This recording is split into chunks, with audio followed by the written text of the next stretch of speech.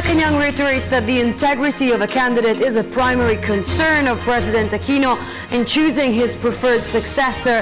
At the same time, Deputy Presidential Spokesperson Abigail Valtes stressed that the President will opt for a candidate who has the character to continue the reforms that he started.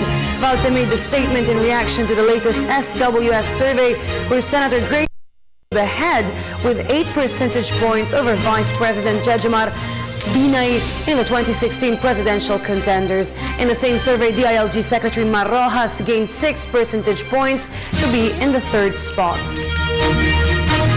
The primary concern really for the president is who has the integrity, who has the character to be able to continue the reforms that the president has started.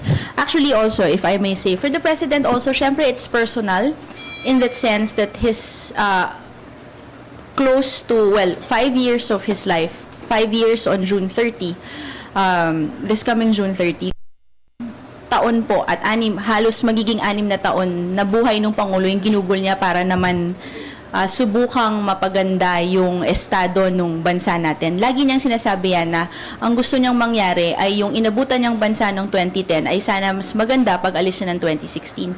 So may personal investment din talaga yung Pangulo na ayaw niyang masayang at positively gusto niyang maituloy yung mga gains na nasimula ng kanyang administrasyon.